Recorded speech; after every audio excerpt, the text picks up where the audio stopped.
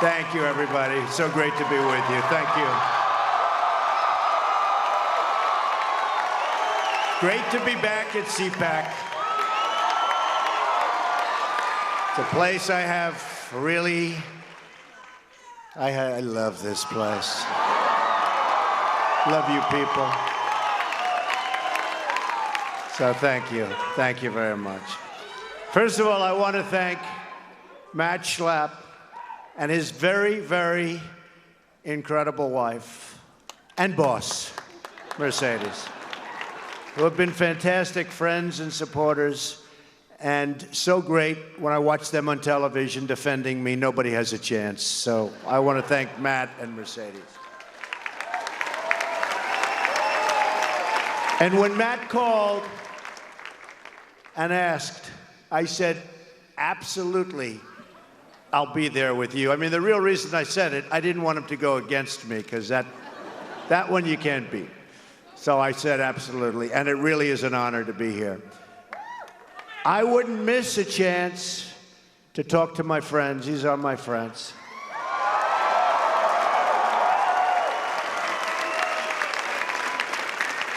And we'll see you again next year and the year after that. And I'll be doing this with CPAC whenever I can, and I'll make sure that we're here a lot.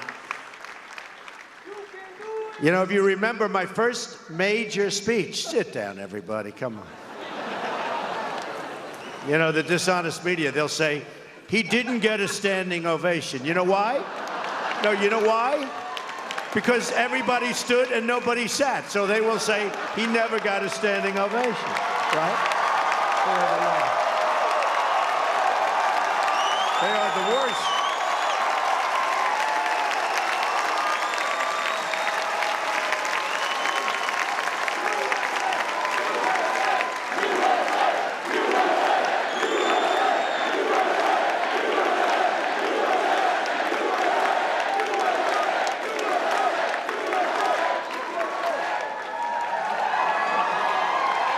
So, sit down. Donald Trump did not get a standing ovation. They leave out the part, they never sat down. They leave that out.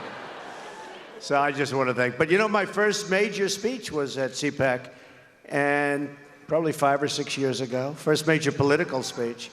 And you were there. And it was, I loved it. I loved the people. I loved the commotion. And then they did these polls where I went through the roof, and I wasn't even running, right? But it gave me an idea. And I got a little bit concerned when I saw what was happening in the country.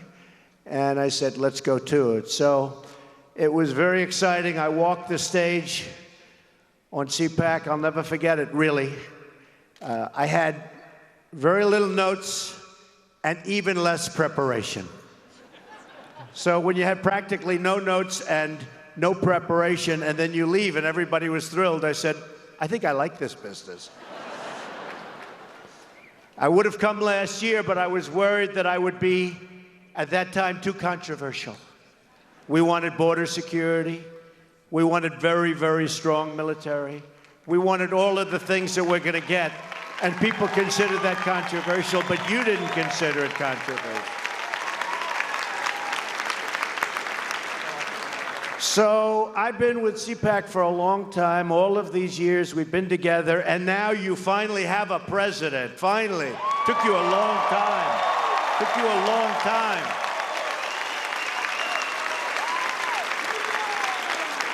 And it's patriots like you that made it happen, believe me. Believe me. You did it because you love your country, because you want a better future for your children, and because you want to make America great again.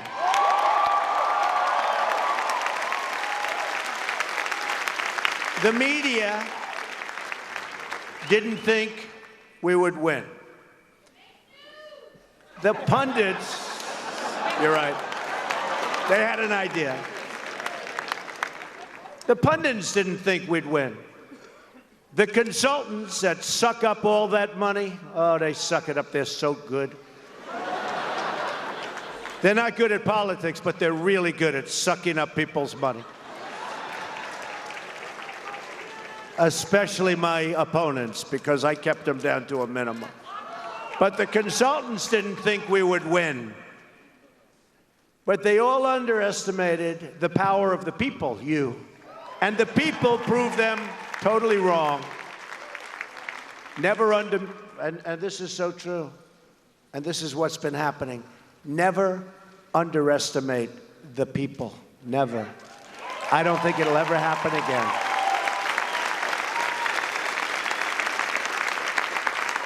And I want you all to know that we are fighting the fake news. It's fake, phony, fake.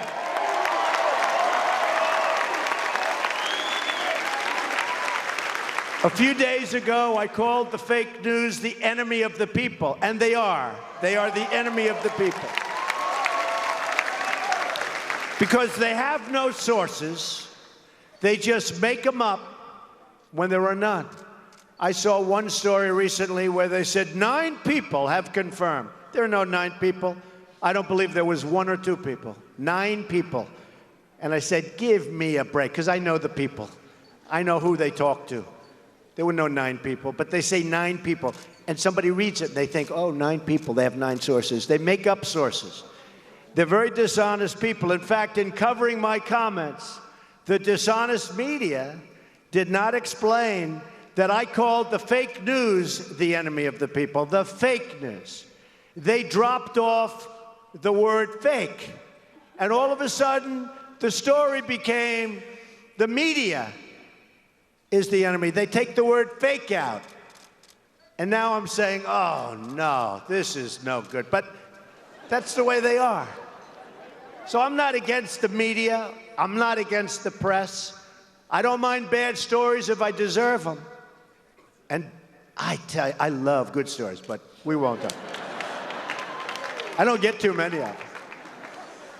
But I am only against the fake news media or press. Fake, fake. They have to lead that word.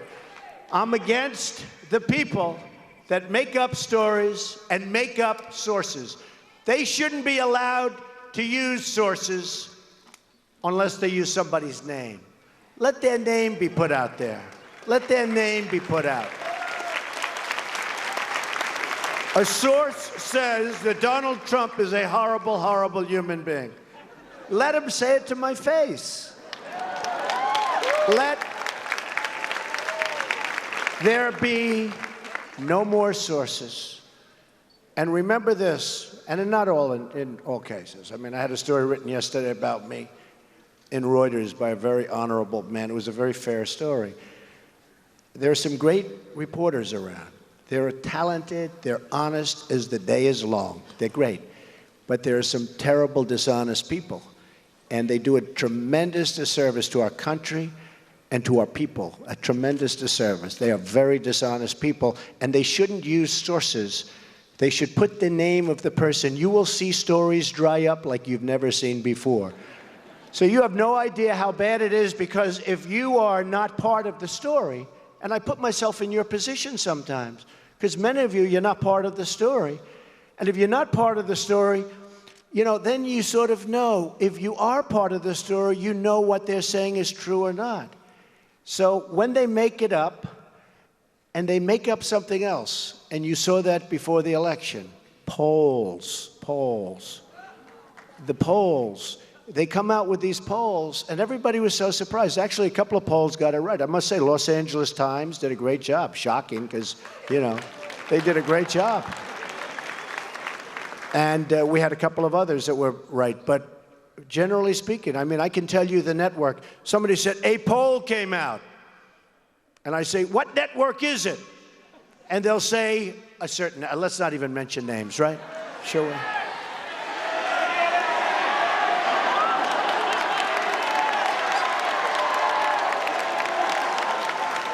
Well, you have a lot of them. Look, the Clinton News Network is one. Totally. Take a look, honestly. Take a look at their polls over the last 2 years. Now, you'd think they'd fire the pollster, right? After years and years of getting battered. But I don't know. I mean, who knows? Maybe they're just bad at polling. Or maybe they're not legit. but it's one or the other. Look at how inaccurate. Look at CBS, look at ABC also. Look at NBC. Take a look at some of these polls. They're so bad, so inaccurate. And what that does is it creates a false narrative. It creates like this narrative that's just like, we're not going to win. And people say, oh, I love Trump, but I'm not feeling great today. He can't win, so I won't go and vote. I won't go and vote. It creates a whole false deal. And we have to fight it, folks. We have to fight it. They're very smart, they're very cunning, and they're very dishonest. So just to conclude, it's a very sensitive topic, and they get upset when we expose their false stories. They say that we can't criticize their dishonest coverage because of the First Amendment. They always bring up the First Amendment. And I love the First Amendment. Nobody loves it better than me. Nobody. Who uses it more than I do? But the First Amendment gives all of us, it gives it to me, it gives it to you, it gives it to all Americans, the right to speak our minds freely. It gives you the right and me the right to criticize fake news and criticize it strongly.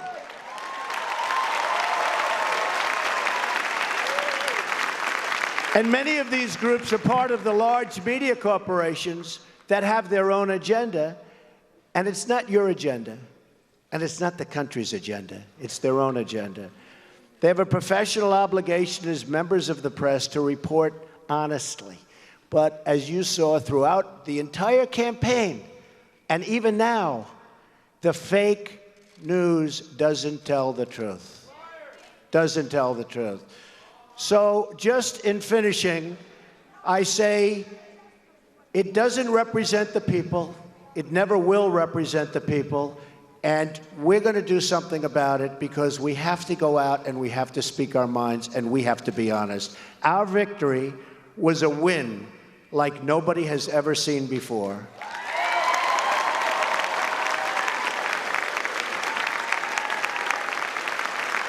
And I'm here fighting for you, and I will continue to fight for you.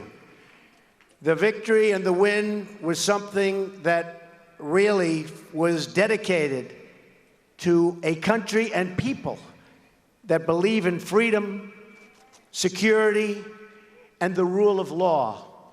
Our victory was a victory and a win for conservative values. And our victory was a win for everyone who believes it's time to stand up for America, to stand up for the American worker, and to stand up for the American flag. Yeah, there we should stand up. Come on. There we should stand up. Okay.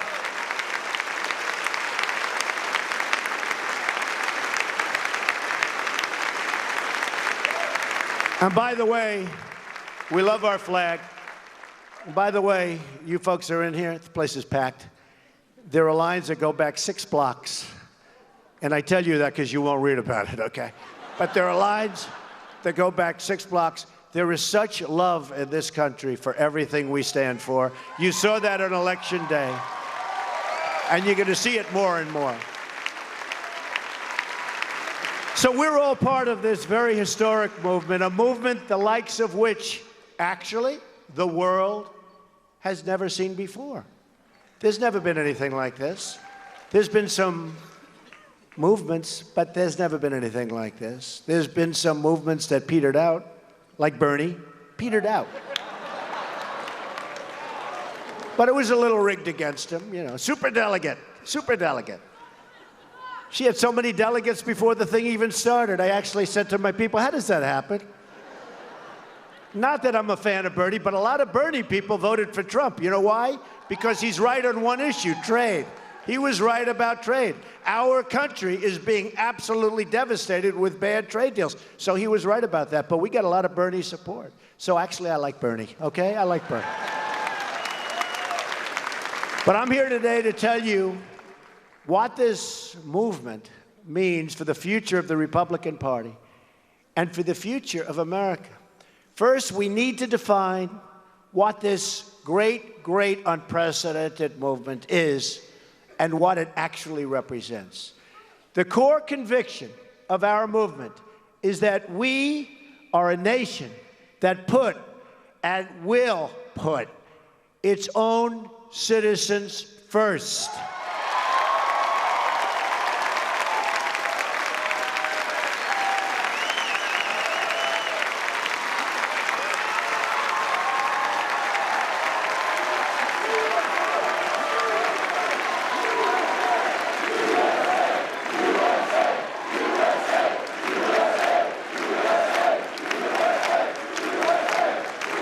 For too long, we've traded away our jobs to other countries. So terrible. We've defended other nations' borders while leaving ours wide open. Anybody can come in. Oh, we're going to build the wall. Don't worry about it. We're building the wall. We're building the wall. In fact, it's going to start soon. Way ahead of schedule. Way ahead of schedule. It's way, way, way ahead of schedule. It's going to start very soon. General Kelly, by the way, has done a fantastic job. Fantastic job he's done. And remember, we are getting the bad ones out. These are bad dudes. We're getting the bad ones out. Okay?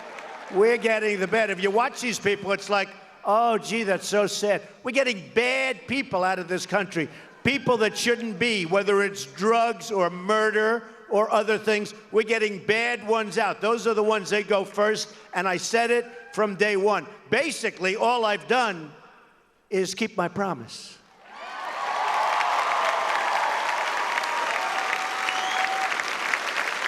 We've spent trillions of dollars overseas while allowing our own infrastructure to fall into total disrepair and decay. In the Middle East, we've spent, as of 4 weeks ago, $6 trillion. Think of it.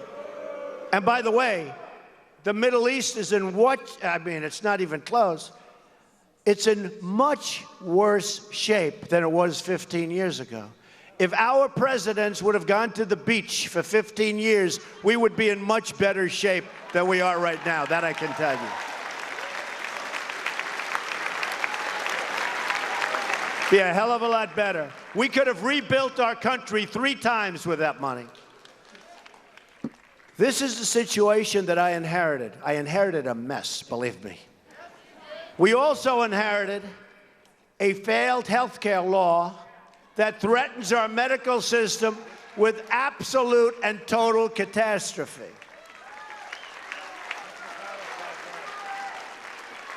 Now, I've been watching, and nobody says it, but Obamacare doesn't work, folks. I mean, I could say, I could talk.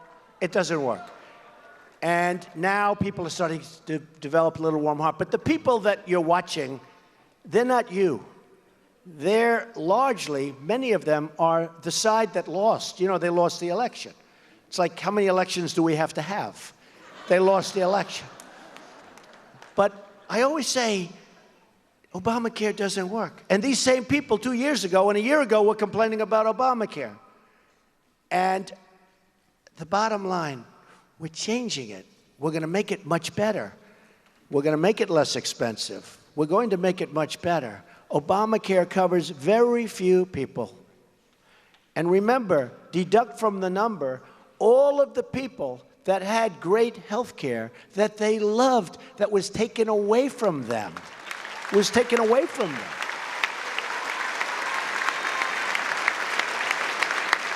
Millions of people were very happy with their health care. They had their doctor, they had their plan. Remember the lie? 28 times.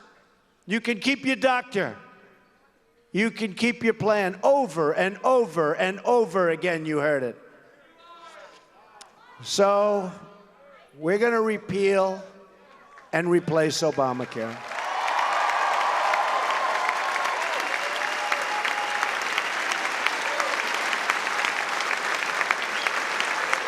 And I tell Paul Ryan, and all of the folks that we're working with very hard. Dr. Tom Price, very talented guy. But I tell them, from a purely political standpoint, the single best thing we can do is nothing. Let it implode completely. It's already imploding. You see the carriers are all leaving. I mean, it's a disaster. But 2 years don't do anything. The Democrats will come to us and beg for help. They'll beg, and it's their problem. But it's not the right thing to do for the American people. It's not the right thing to do. We inherited a national debt that has doubled in 8 years. Think of it, $20 trillion. It's doubled. And we inherited a foreign policy marked by one disaster after another. We don't win anymore. When was the last time we won? Do we win a war? Do we win anything? Do we win anything? We're going to win. We're going to win big, folks. We're going to start winning again. Believe me. We're going to win.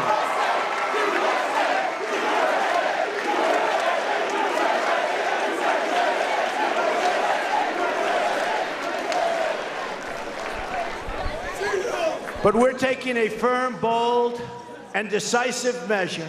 We have to turn things around. The era of empty talk is over. It's over. Now is the time for action. So let me tell you about the actions that we're taking right now to deliver on our promise to the American people and on my promise to make America great again. We've taken swift and strong action to secure the southern border of the United States and to begin the construction of a great, great border wall.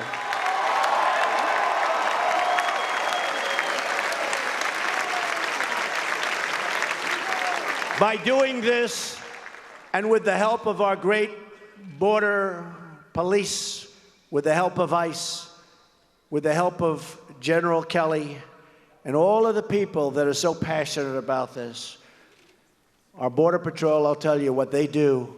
They came and endorsed me. ICE came and endorsed me. They never endorsed a presidential candidate before. They might not even be allowed to.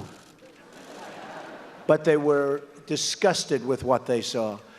And we'll stop it. We'll stop the drugs from pouring into our nation and poisoning our youth.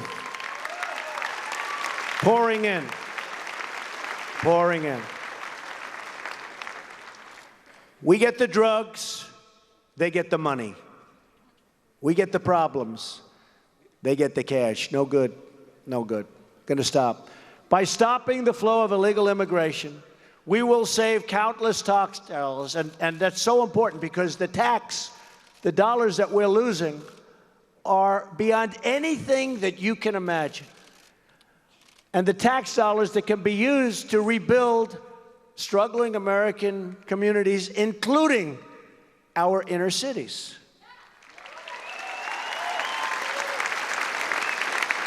We are also going to save countless American lives. As we speak today, immigration officers are finding the gang members, the drug dealers, and the criminal aliens and throwing them the hell out of our country.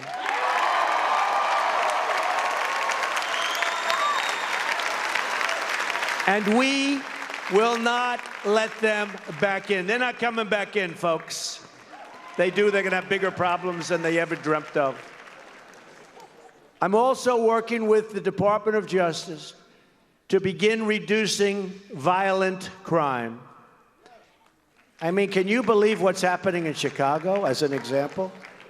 2 days ago, 7 people were shot, and I believe killed. 7 people. 7 people. Chicago, a great American city. 7 people shot and killed. We will support the incredible men and women of law enforcement.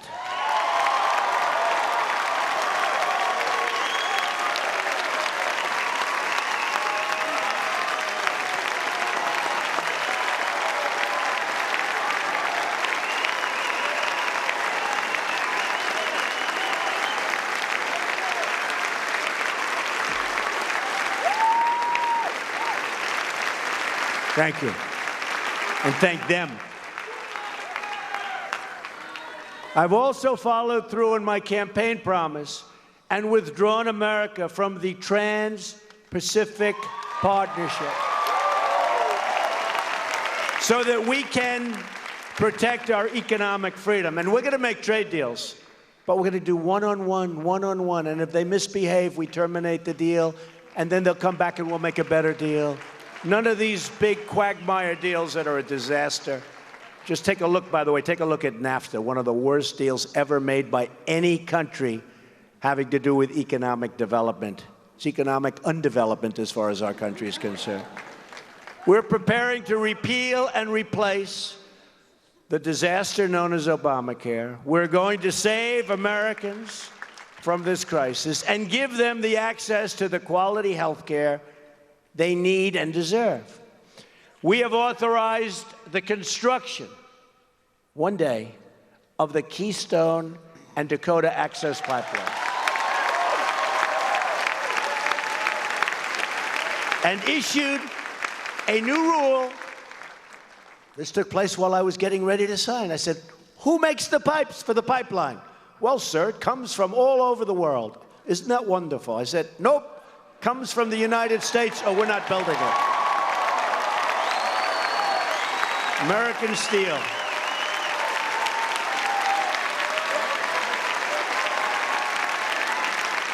If they want a pipeline in the United States, they're going to use pipe that's made in the United States. Do we agree?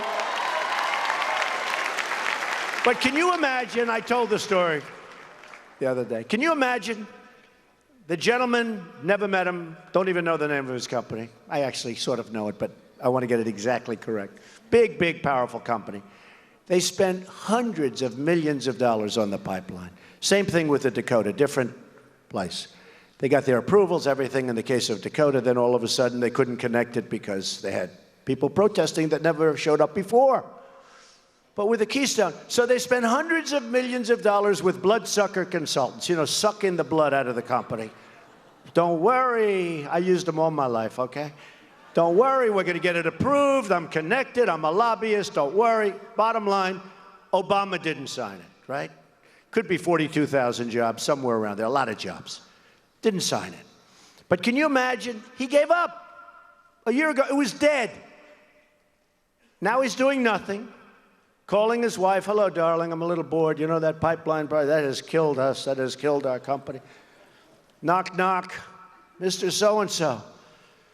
The Keystone Pipeline, sir, out of nowhere has just been approved. Now, can you imagine the expression? And you know the sad part? Those same blood-sucking consultants that hit him for all the money and failed, they're now going to go back to him and say, didn't we do a great job? We want more money, right? Because that's the way the system works. A little bit off, but that's the way the system works. We're preparing bold action to lift the restrictions on American energy, including shale oil, natural gas, and beautiful, clean coal, and we're going to put our miners back to work. Miners are going back to work.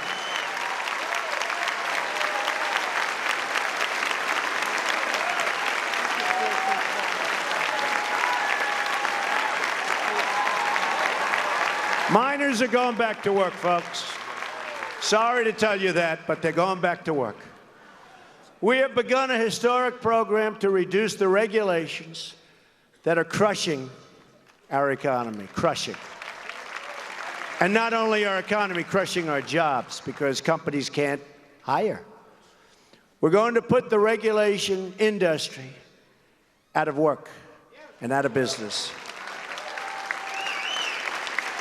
And by the way, I want regulation. I want to protect our environment. I want regulations for safety. I want all of the regulations that we need, and I want them to be so strong and so tough. But we don't need 75% of the repetitive, horrible regulations that hurt companies, hurt jobs, make us non-competitive overseas with other companies from other countries. That we don't need. But we're going to have regulation. It's going to be really strong and really good, and we're going to protect our environment, and we're going to protect the safety of our people and our workers, okay?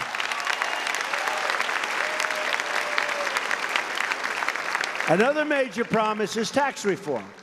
We are going to massively lower taxes on the middle class, reduce taxes on American business, and make our tax code more simple and much more fair for everyone, including the people and the business.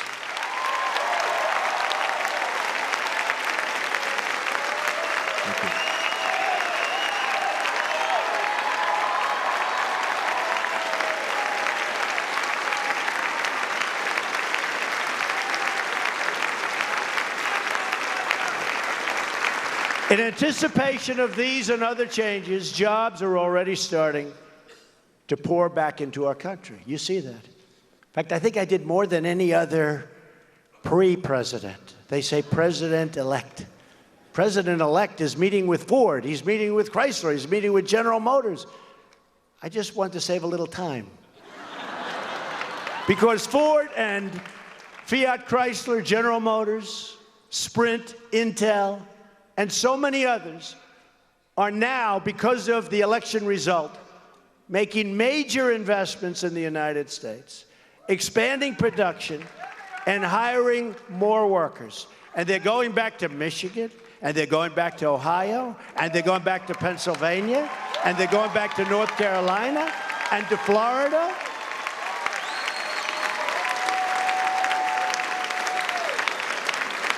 It's time for all Americans to get off of welfare and get back to work. You're going to love it. You're going to love it. You are going to love it.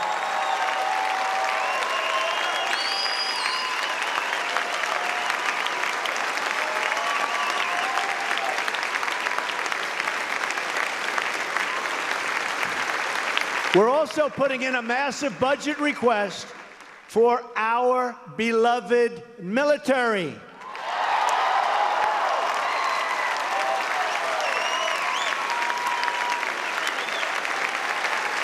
And we will be substantially upgrading all of our military,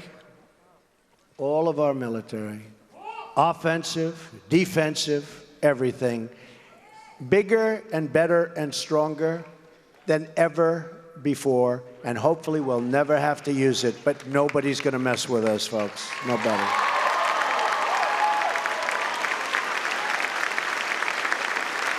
It will be one of the greatest military buildups in American history.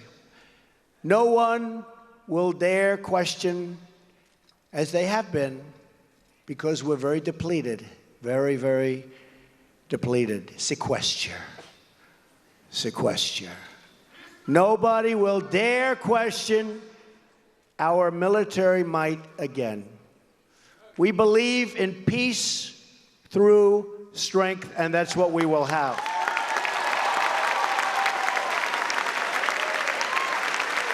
As part of my pledge to restore safety for the American people, I have also directed the defense community to develop a plan to totally obliterate ISIS.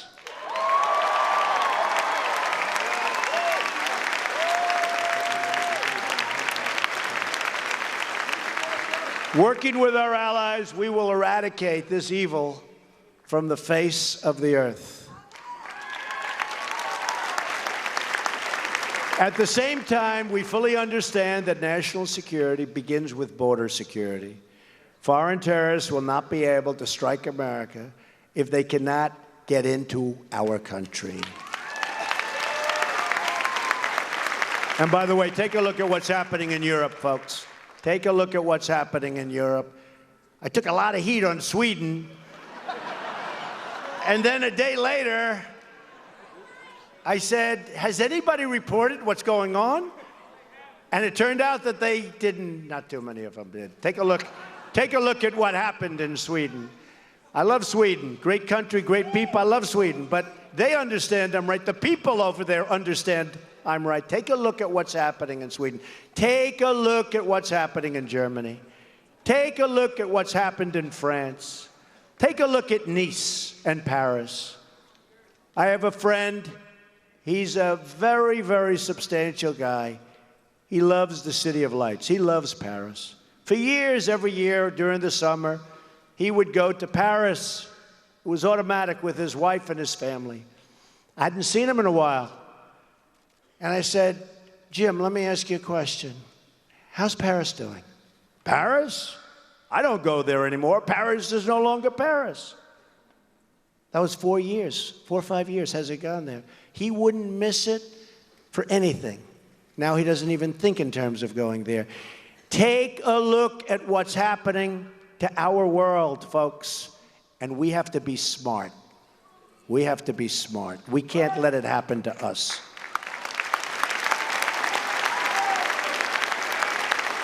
So let me state this as clearly as I can.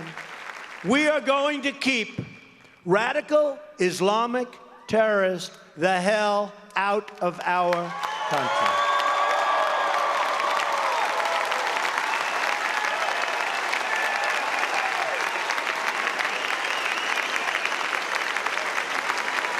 We will not be deterred from this course.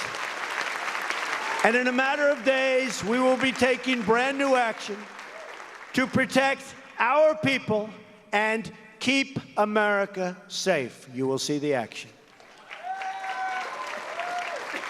I will never, ever apologize for protecting the safety and security of the American people. I won't do it. If it means I get bad press, if it means people speak badly of me, it's okay. It doesn't bother me.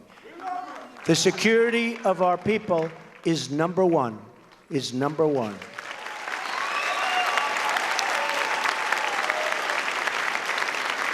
Our administration is running with great efficiency, even though I still don't have my cabinet approved. Nobody mentions that. Do you know I still have people out there waiting to be approved? And everyone knows they're going to be approved. It's just a delay, delay, delay. It's really sad. It's really sad. And these are great people. These are some great people. We still don't have our cabinet. I assume we're setting records for that. That's the only thing good about it, is we're setting records. I love setting records. But I hate having a cabinet meeting and I see all these empty seats. I said, Democrats, please approve our cabinet and get smart on health care, too, if you don't mind. But we're taking meetings every day with top leaders in business, in science, and industry. Yesterday, I had 29 of the biggest business leaders in the world in my office. Caterpillar Tractor, Campbell's Soup. We had everybody. We had everybody. I like Campbell's Soup.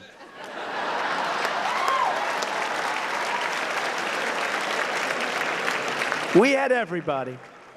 And we came to a lot of very good conclusions, and a lot of those folks that are in that room are going to be building big, big, massive new plants and lots of jobs. And you know what? They're going to be building them in this country, not in some other country.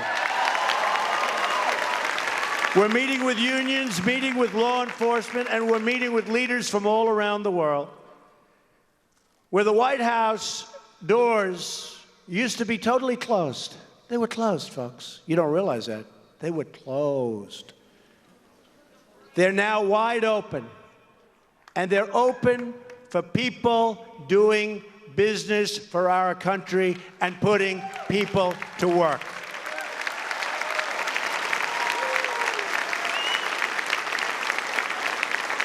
And when they come into the White House, we're translating these meetings into action. One by one, we're checking off the promises we made to the people of the United States, one by one, a lot of promises.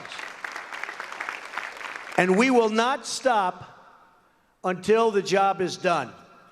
We will reduce your taxes. We will cut your regulations. We will support our police. We will defend our flag.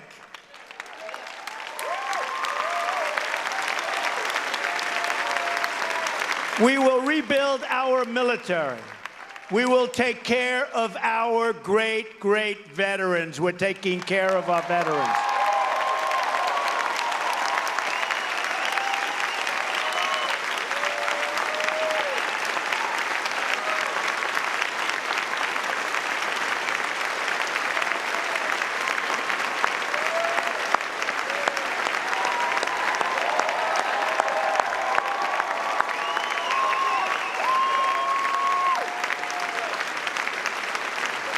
We will fix our broken and embarrassing trade deals that are no good.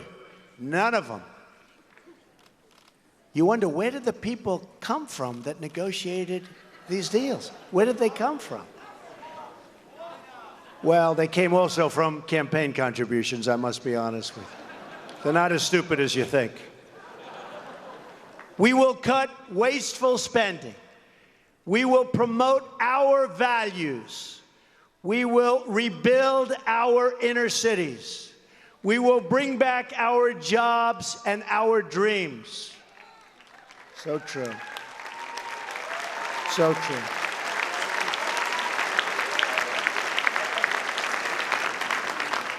And by the way, we will protect our Second Amendment.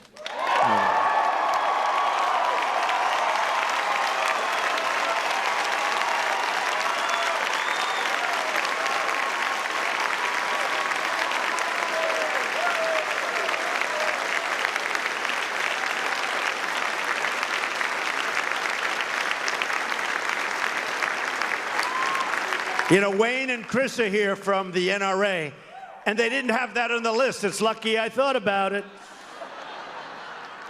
But we will indeed. And they're great people. And by the way, they love our country. They love our country. The NRA has been a great supporter. They love our country. The forgotten men and women of America will be forgotten no longer. That is the heart of this new movement and the future of the Republican Party. People came to vote, and these people, the media, they said, where are they coming from? What's going on here? These are hardworking, great, great Americans. These are unbelievable people who have not been treated fairly. Hillary called them deplorable. They're not deplorable.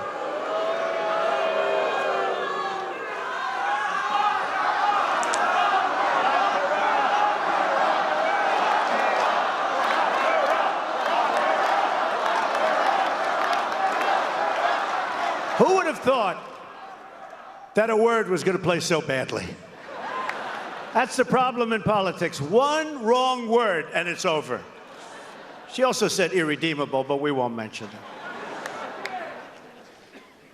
The GOP will be, from now on, the party also of the American worker.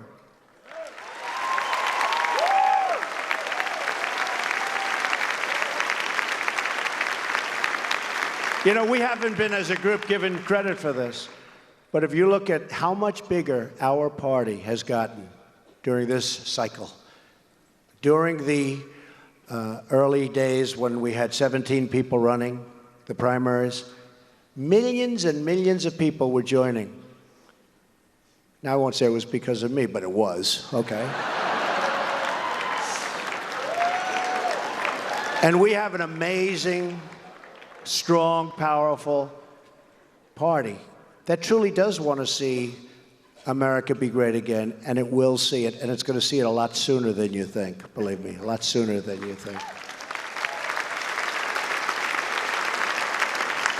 We will not answer to donors or lobbyists or special interests, but we will serve the citizens of the United States of America, believe me. Global cooperation, dealing with other countries, getting along with other countries is good. It's very important. But there is no such thing as a global anthem, a global currency, or a global flag. This is the United States of America that I'm representing. I'm not representing the globe. I'm representing your country.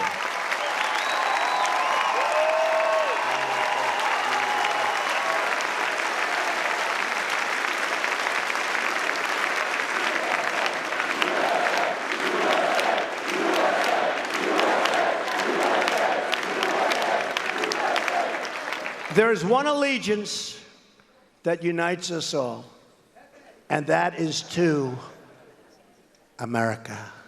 America. It's the allegiance to America.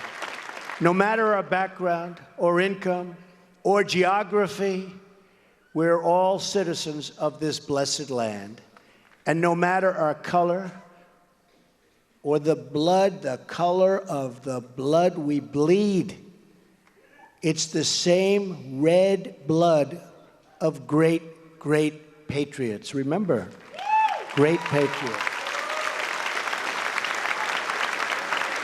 We all salute with pride the same American flag, and we all are equal, totally equal, in the eyes of Almighty God.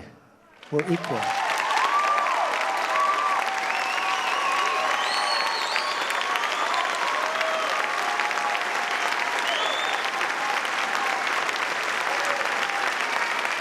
Thank you.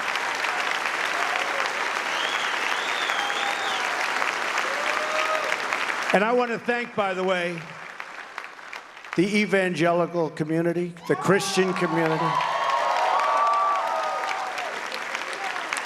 communities of faith, rabbis and priests and pastors, ministers, because the support for me was a record, as you know, not only in terms of numbers of people, but percentages of those numbers that voted for Trump. So I want to thank you folks. That was amazing, an amazing outpouring. And I will not disappoint you.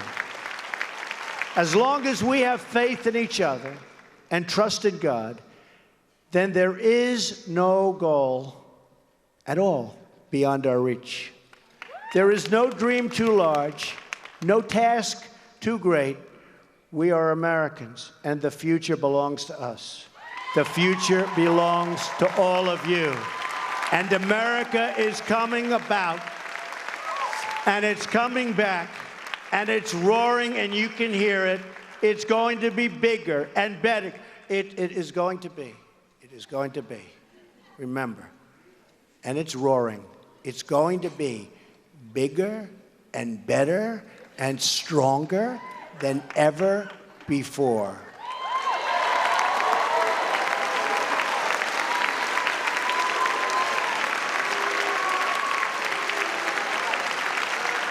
I want to thank you and Matt and Mercedes. I want to thank the two of you and all of the supporters that I have. I see them, they're all over the place. You are really great people. I want to thank you.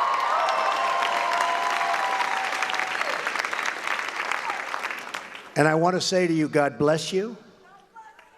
And God bless the United States of America. Thank you, folks. Thank you. Thank you.